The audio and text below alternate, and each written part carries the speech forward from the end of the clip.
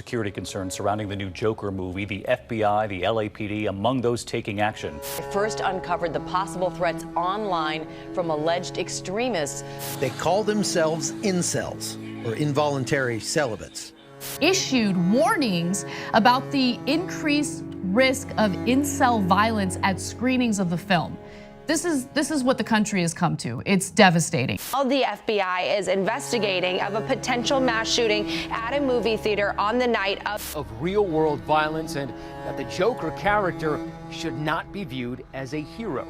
I'd like to start this review off by answering one of the most controversial questions surrounding this film. On a scale of 1 to 10, how good was the Waynes getting gunned down in the streets? Now, I've seen them shot so many times, just murdered over and over and over and over and over and over. And it's just something as a culture we love to see on the big screen. So I'll be grading it on a couple different things. First, execution style. I would say this is a 10 out of 10. The guy took 2 shots, both landed, both were kill shots. Fear. I could have used a little more terror from Martha Wayne. Comparing her screams of agony to past performances, I give this one a 6 out of 10. Pearl snatch. Usually the pearl snatch is more about the money, like the murderer wants the pearls so he could sell them. But this time it was more like a fuck you, you rich bitch, pearl snatch. So they switched it up this time. I gotta give him credit for that. 10 out of 10. Bruce PTSD. I mean, yeah. He looks pretty stunned here. I would say this is probably gonna fuck him up pretty good. 8 out of 10. That brings our total score to an 85%. So this Wayne's family murder gets an 8.5 out of 10. I like how Batman Begins ends with a Joker teaser and Joker ends with a Batman teaser. It's like poetry, so if they rhyme, every stanza kind of. I shouldn't have to check in with my loved ones after exiting a movie theater. Pretty hilarious how one of the themes for the movie Joker was that the media creates false narratives based purely on speculation. I mean, all the Joker did was ice 3 guys who were beating him up, yet the media created an entire narrative around class warfare and the rich being oppressed by the poor. Just like all Todd Phillips did was make a comic book movie to show WB how it's done, and the media created an entire narrative around incel gamers. The FBI has identified at least 4 major attacks and 45 deaths attributed to the incel movement. And now they're worried about a movie coming out soon called The Joker. Some of the incel community have started looking at as sort of a rally cry. But all this movie did was motivate a bunch of people on Instagram to take pictures on some stairs. And it also apparently motivated this guy to fucking shred it. Damn, bro, you are fucking it up. Oh, shit. So this movie is sitting at a 69% on Rotten Tomatoes. That's the same score they gave Terminator Dark Fate. So here's more proof you can't listen to everything the media tells you, because this film fucking kicks ass. I saw it 3 times. You know how many times I saw Dark Fate? 0, just like everyone else. This film kicked so much ass, it's now the highest grossing R-rated movie of all time. The budget was an estimated $55 million to $75 million. As of yesterday, it's the first ever R-rated film to make $1 billion. This film actually helped WB make all the money back they lost on Justice League. Not only did the media chastise this film before it was released, everyone was jumping down Phoenix's throat for his late night talk show interviews and his behind the scenes behavior. It's not even an insult. Cher, really? She's a singer, actor, dancer, fashion icon. How is that an insult? Yeah, not a great look. Holy shit, lady, it was a joke. How do you not understand it was a joke? Did you listen to what he said? He was kidding. Maybe you should have sent used condoms and dead pigs to the cast, just like Jam. Thank you, Rambo. Maybe the media didn't like this Joker because it was a critique on the current state of our society. And Suicide Squad just turned your brain to mush. They did that by flashing fancy cars of Margot Robbie's ass over and over. I mean, that's not really a problem because Margot Robbie's ass was the best part of that movie. But we can talk about Margot Robbie's ass later. Let's review this damn movie. Everything in this movie looks so beautiful yet so damn disgusting at the same time. Every street, every corner of the apartment complex, every building felt so goddamn real. He sits on the bed with his mom, which frames their strange relationship. I mean, I guess it's not that weird. Then he gives her naked ass a bath and you realize that he has absolutely no friends at all for context to understand how abnormal this is. Don't you have to be funny to be a comedian? Ouch. Why do I feel like everyone in the movie theater felt that more than when he got jumped? His escapism fantasy in the scene is one of the real tragedies of the film. Murray is about the closest thing he has to a father figure in his life. That's why when he's let down by Murray, it hurts the audience so much more deeply. Then thankfully we find out Arthur actually does have a friend. That's good. I'm happy for them. I hope they remain best friends forever. Oh shit! I need to comment just how beautifully shot the first subway scene is. The flickering lights, the laugh was terrifying and worrying. The choreography was so smooth and natural and alive. The gunshots are terrifying and seemingly out of nowhere because usually when someone is about to get shot in a movie, they show an establishing shot of someone grabbing a gun or sounds of a gun clicking or someone reaching in their pocket. They did not do that in this scene. It made the extreme violence a lot more unexpected and shocking. I love how so much of this movie takes place on the subway, America's greatest and most reliable form of transportation. When I first saw saw some leaked scenes of the Joker walking away from a subway smoking a cigarette, I thought, oh geez, here we go again. Here's another scene just like in Suicide Squad of the Joker just doing things the Joker would do. He probably like just planted a bomb for no reason or something, or poisoned a bunch of people, and now he's gonna go on a senseless killing rampage. He never went on any senseless killing rampages in this movie. The Joker had a code, and that code was properly explained to the audience. Both scenes that took place in the subway had meaning in the narrative and really pushed the movie forward. The subway was supposed to represent all of Gotham crammed into a car. The rich, the poor, the police, the mentally deranged. Everyone takes the subway. It's on the subway that Arthur experiences his first taste of self-justice. He becomes a killer and discovers something he likes about himself, something that makes him feel noticed and alive. It's from this violent incident that the media spins a story about the lower class rising up against the ruling class. In the second subway scene, the hysteria created by the media comes to life when the lower and oppressed class attacks two police officers, with the scene unfolding directly in front of Arthur. Arthur takes a look back at the chaos that is unfolding and gives it a laugh and a smile. Within 2 subway trips around Gotham, he is transformed from a scared victim into a chaotic and terrifying symbol of oppression.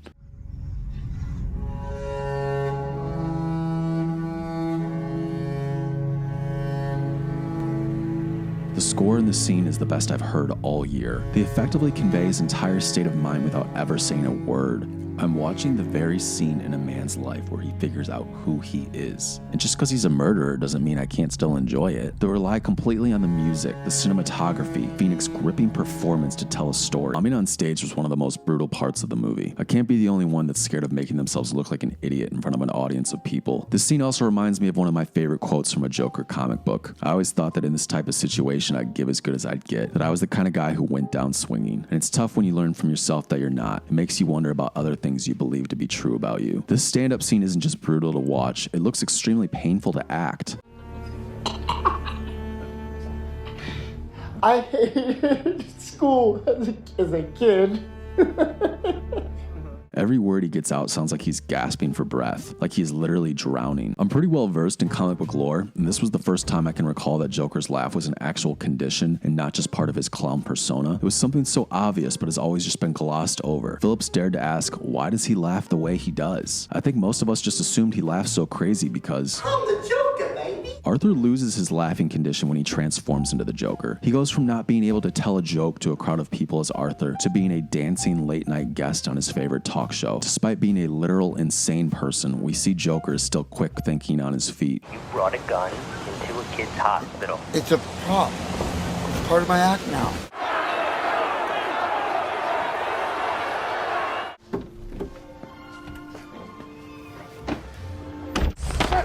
Come on, man!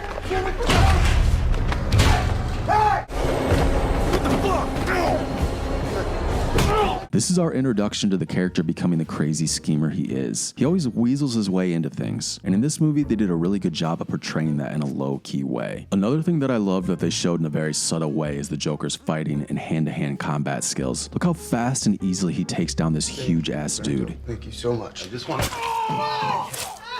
Despite his frail body, the Joker is terrifyingly deadly in a fight. In the comics, he's a very skilled fighter. He's described as chaotic and agile. He faces off against Batman countless times and even beats the shit out of him on more than one occasion. My favorite being this panel from Endgame's storyline. Damn, bro, the Joker fucked you up. You look like a goddamn jack-o'-lantern. Also, I gotta say a fun Easter egg here is that these guys are the equivalent to Joker henchmen in this movie. In the comics, Joker regularly employs little people and giant fat dudes. In fact, his only 2 henchmen in The Dark Knight Returns is a little person and a giant fat dude. The media was trying to scare everyone into thinking that people who see this movie would incite violence, or by seeing this movie you could be a victim of violence. Arthur is the main protagonist in the movie, so we see ourselves in him. We see his hardships, we see his dreams, we watch him pursue those dreams and fail. This is something we've all gone through. Of course, we don't go around killing people because of it, and the movie isn't going to change our minds about that. We just try harder next time. But I'll tell you who most people in our society really are in this movie. They're this guy.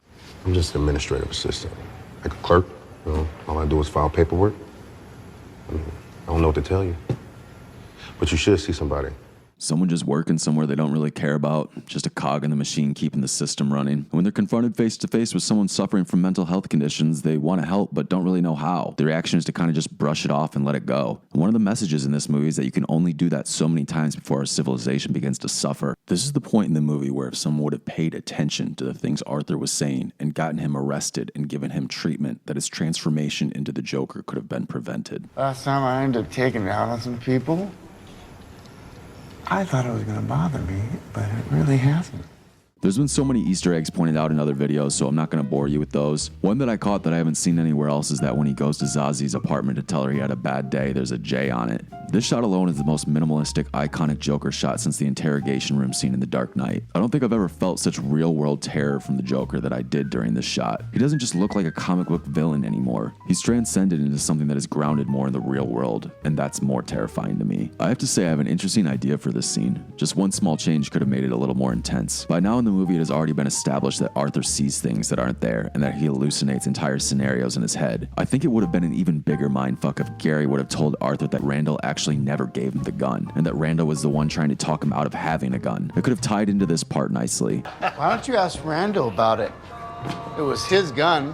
What? I still owe you for that, don't I? What the fuck are you talking about? And would have made the audience feel something deeper over Randall's murder. Instead of Joker getting revenge, it would have been more about how the Joker creates his own reality, and you're just stuck on a crazy murder roller coaster with him, hoping you're not next. I understand why they didn't do that, because in this movie, Joker only murders people who have wronged him, so it kind of throws that whole narrative out the window. So what was in the actual movie was better for the overall story. His slow descent into madness as he dances down the stairs will go down as one of the most iconic movie scenes of the decade. The scene of him crying before the Murray Franklin show reminded me of another panel in Joker. We see Joker crying seemingly for no reason at all. I mean, I just assumed he liked committing all those crimes. But it's moments like this that show us the reality of who he actually is. It humanizes him. Maybe he does enjoy the madness, but madness is madness, and it still eats away at your soul. And at the heart of this character, he is a tortured soul. I mean, look at his face when he's on the Murray Franklin show. I feel every little emotion that Arthur is trying to get out in this scene.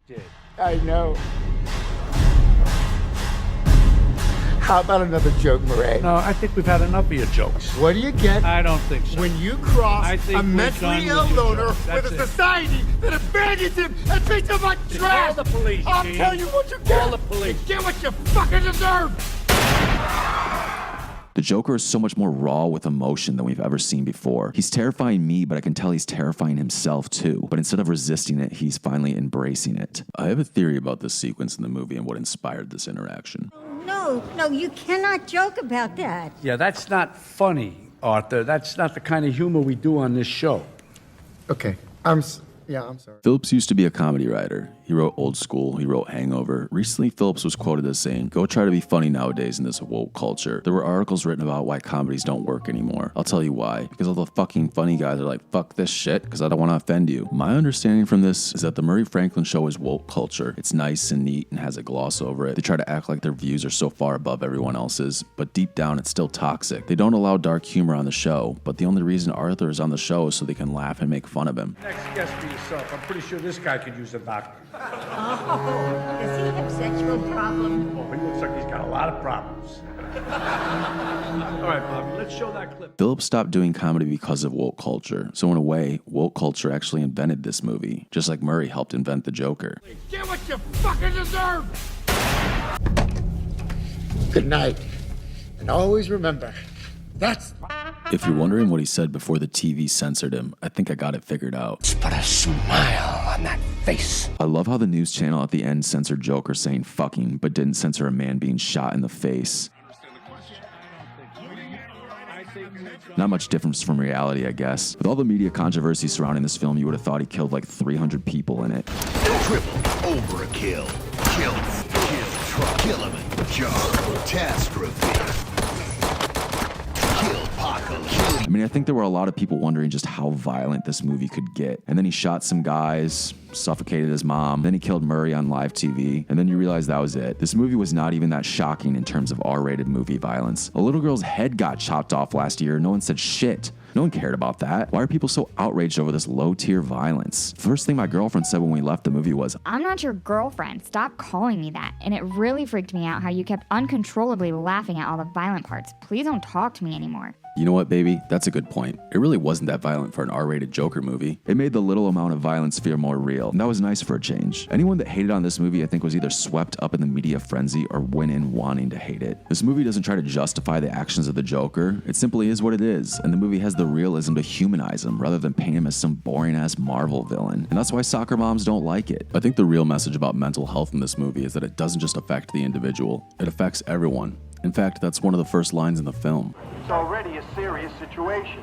It's something that affects almost everyone in the city, no matter who they are or where they live. I'll give this film a 10 out of 10. It's the best DC film made since The Dark Knight. I enjoyed this movie more than Endgame, and it had around 15% of Endgame's budget. There was no fluff, no stupid unnecessary scenes just trying to sell out. This movie meant something to me. I don't want to be the Joker, I want to have the Joker's passion. It made me think about how far I would go to finally become who I want to be. How can I turn the tragedies in my life into the fire that inspires me? And if you think being inspired by a Joker movie is psychotic, I doubt you ever feel inspired anyways. This movie isn't about a real-life serial murderer trying to make him look sexy. This is about a comic book villain that we all love. And for everyone trying to take that away from us or make us feel dumb for enjoying him, go fuck yourself. It's the perfect movie for cinema and comic book nerds, and has earned its place in the top shelf of Batman mythology. And at the very least, it saved the Joker property from Jared Leto.